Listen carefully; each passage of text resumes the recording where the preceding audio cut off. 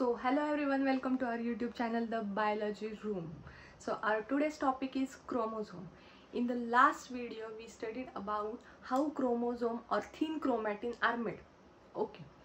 So आपण मागचा जो व्हिडिओ बघितलेला होता त्या व्हिडिओमध्ये आपण बघितलेलं होतं की जे काही थिन क्रोमॅटिन आहे त्याला आपण क्रोमॅटिन फायबर म्हणतो किंवा मग थिन क्रोमॅटिन सुद्धा म्हणतोय किंवा नॉर्मली क्रोमॅटिन सुद्धा म्हणतोय. ते क्रोमॅटिन कशा प्रकारे बनलेले आहे तर मी तुम्हाला एक एक्झाम्पल दिलेलं होतं. आपण ॲक्च्युली हेरिडिटी बघत होतो. हेरिडिटी म्हणजे काय? The transfer of characters from one generation to the next generation or another generation through or via gene is known as heredity.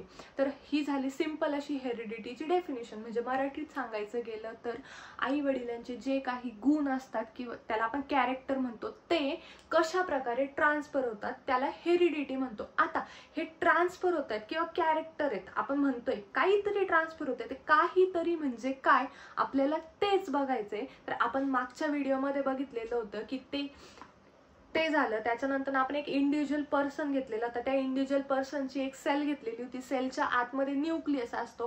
त्या न्यूक्लियसच्या आतमध्ये न्यूक्लिक ऍसिड आणि प्रोटीन हे बाइंड होऊन काय तयार होत आहेत? क्रोमॅटिन तयार होतात. आता ते जे क्रोमॅटिन आहेत जेव्हा सेल डिव्हिजनचा टायमिंग असतो त्या सेल डिव्हिजनच्या टायमिंगच्या वेळेस ते जे क्रोमॅटिन आहे ते एका पर्टिक्युलर मॅनरमध्ये येतात. म्हणजे ते काय फॉर्म करतायत?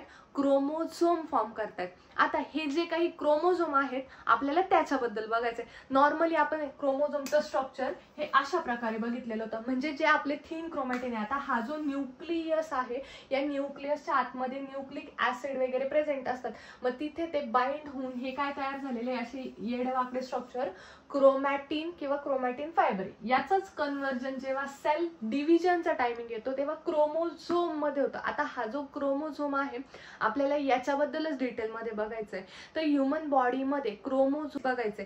22+1 पेयर आहेत. पेयर म्हणजे काय? पेयर ही 2 जणांची मिळून बनलेली असते. म्हणजे सिंगल आपण ती कन्सिडर करतो. आता 22 पेयर्स आहेत म्हणजे याच्यामध्ये क्रोमोझोम किती असणार आहे? Total number of chromosome are 44 plus 1 म्हटल्यानंतर किती येणार आहे? 2 म्हणजे 44 प्लस 2 इज इक्वल टू काय झाले? 46. म्हणजे total number of chromosome are 46 present in a normal human body or a human being. तर आता हे जे क्रोमोझोम आहेत आपल्याला त्याचंच डिटेल स्ट्रक्चर बघायचंय. मग हा जो क्रोमोझोम आहे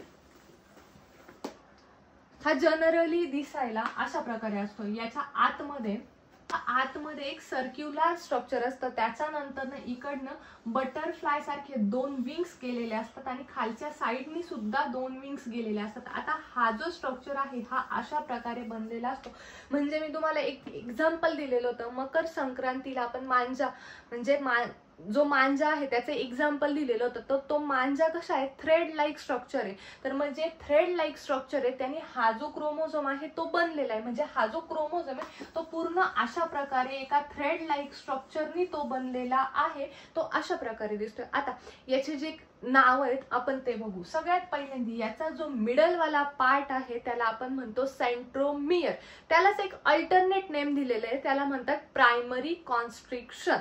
याचे 2 पार्ट पडतात. एक अप्पर पार्ट आणि एक लोअर पार्ट. हे जे अप्पर पार्ट आहे ना ह्या अप्पर पार्टला 2 क्रोमॅटिन प्रेझेंट आहेत. त्याला आपण नॉर्मली सिस्टर क्रोमॅटिन म्हणतो. म्हणजे एका क्रोमोझोमला 2 क्रोमॅटिन दिलेले आहेत त्याला सिस्टर क्रोमॅटिन म्हणतात. तसंच दुसऱ्या क्रोमोझोमला जर 2 क्रोमॅटिन दिलेले असतील. आता याची आणि याची ही जी एक क्रोमॅटिन दिलेली आहे याला काय म्हणणार आहे आपण? Non sister chromatin. का बरं? कारण एका क्रोमोझोम पासून ते क्रिएट झालेले नाहीत म्हणून आपण त्याला काय म्हणतोय? Non sister chromatin. आणि एका क्रोमोझोम पासून जे क्रोमॅटिन तयार झालेले त्याला आपण काय म्हणतोय? सिस्टर क्रोमॅटिन म्हणतोय. नॉर्मली आपण आता काय बघणार आहे? हा आपला क्रोमोझोम आहे. ह्या क्रोमोझोमच्या आतमध्ये सगळ्यात पहिल्यांदा हा जो पार्ट दिलेला आहे त्याला आपण काय म्हणतो? सेंट्रोमियर. त्यालाच अल्टरनेट नेम काय दिलेलं आहे? Primary constriction. आता हे जे अप्पर साइडचे जे आर्म दिलेले आहेत त्याला काय म्हणतात? P arm. आणि लोअर साइडच्या आर्मला काय म्हणतात? Q arm. इथपर्यंत समजलं? ठीक आहे, आता नॉर्मली हा जो क्रोमोझोम आहे याची आपण डेफिनेशन कशा प्रकारे घेणार आहे बघा. मी तुम्हाला मागच्या लेक्चरमध्येच एक्सप्लेन केलेलं होतं की क्रोमोझोम नॉर्मली कशाने बनतोय किंवा मग तो कुठे प्रेझेंट आहे काय, तीच त्याची डेफिनेशन होऊन जाते. म्हणजे बघा, न्यूक्लियसच्या आतमध्ये तो क्रोमोझोम प्रेझेंट आहे, त्याला आपण काय म्हणतोय, एक स्ट्रक्चर प्रेझेंट आहे. म्हणजे न्यूक्लियसच्या आतमध्ये एक स्ट्रक्चर प्रेझेंट आहे, त्याला आपण काय म्हणतोय, क्रोमॅटिन म्हणतोय. त्या क्रोमॅटिन पासून जेव्हा सेल डिव्हिजनचा टाइम होतो तेव्हा एक पर्टिक्युलर स्ट्रक्चर तयार होतोय, त्याला आपण क्रोमोझोम म्हणतोय. म्हणजे the structure which are present inside the nucleus is non as chromosome. म्हणजे सिंपल अशी क्रोमोझोमची डेफिनेशन आहे, the structure which are present inside the nucleus is non as chromosome. आता हे जे क्रोमोझोम आहेत याचं क्लासिफिकेशन टोटल 3 टाइप्स मध्ये होतं. आपण क्रोमोझोमचं क्लासिफिकेशन बघूया. एक, based on their centromere position. म्हणजे आपण जो सेंट्रोमियर बघितलेला होता त्याला आपण प्रायमरी कॉन्स्ट्रिक्शन म्हणतोय, त्याच्या पोझिशन वरती बेस्ड असतात. दुसरं, बेस्ड ऑन देअर स्ट्रक्चर. म्हणजे त्या क्रोमोझोमचं स्ट्रक्चर कशा प्रकारे त्याच्यावरती बेस्ड असतात. आणि तिसरं, बेस्ड ऑन क्रोमोझोम. आपण नॉर्मली म्हणू त्याला आपण बेस्ड ऑन सेक्स क्रोमोझोम सुद्धा म्हणू शकतोय. आता बघा, नॉर्मली हा जो क्रोमोझोम आहे याचं क्लासिफिकेशन किती पार्ट मध्ये होते. हा आपण क्रोमोझोम घेतला, ह्याचं क्लासिफिकेशन नॉर्मली आपण बघितलं 3 पार्ट्स मध्ये होते. सगळ्यात पहिल्यांदा काय होतंय, सेंट्रोमियरच्या पोझिशन वरती बेस्ड आहे. दुसरं, त्याच्या स्ट्रक्चर वरती बेस्ड आहे. आणि तिसरं, त्याच्या, सपोज आपण क्रोमोझोम घेऊ, क्रोमोझोम वरती बेस्ड आहे. आता हा जो सेंट्रोमियर आहे म्हणजे based on their centromere position, जी सेंट्रोमियरची पोझिशन आहे त्याच्यावरती जे क्रोमोझोम बेस्ड आहेत ते टोटल 4 पार्ट मध्ये डिवाइड होत आहेत किंवा क्लासिफाय होत आहेत. बघा, नॉर्मली इथं हा झाला आपला क्रोमोझोम. आता हा जो सेंट्रोमियर आहे, हा जो मिडल पार्ट घेतलेला आहे याला आपण काय म्हणतोय, सेंट्रोमियर. याची जी काही पोझिशन असणार आहे त्याच्यावरती बेस्ड हे असणार आहेत. आता याच्यामध्ये टोटल 4 पार्ट पडतात. पहिला येतो मेटासेंट्रिक, दुसरा येतो सब मेटासेंट्रिक, त्याच्यानंतर ॲक्रोसेंट्रिक आणि लास्टला येतो टीलोसेंट्रिक.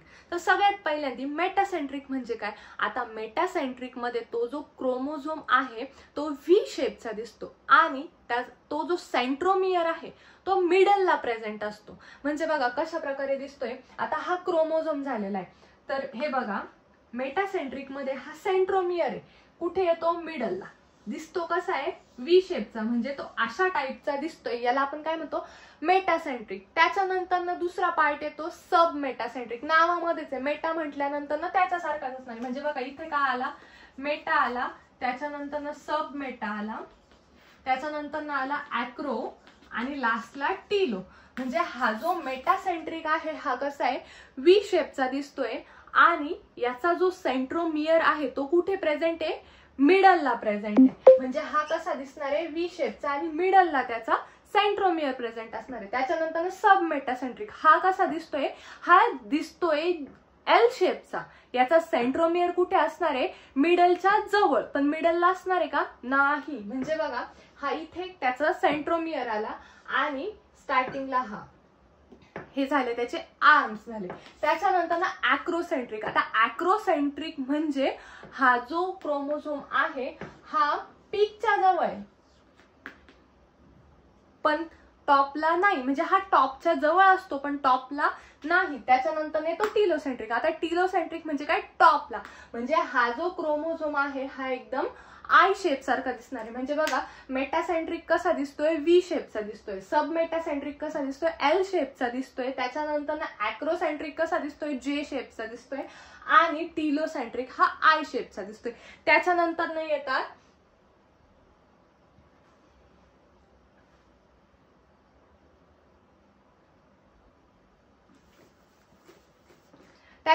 येतात बेस्ड ऑन देअर स्ट्रक्चर. म्हणजे याच्यामध्ये टोटल 2 पार्ट पडतात. पहिला येतो होमोलॉगस क्रोमोझोम आणि दुसरा येतो हेटेरोलॉगस क्रोमोझोम. आता हे जे होमोलॉगस क्रोमोझोम आहेत, मी तुम्हाला एक क्रोमॅटिनचं, सिस्टर क्रोमॅटिन आणि नॉन सिस्टर क्रोमॅटिनचं एक एक्झाम्पल सांगितलेलं होतं.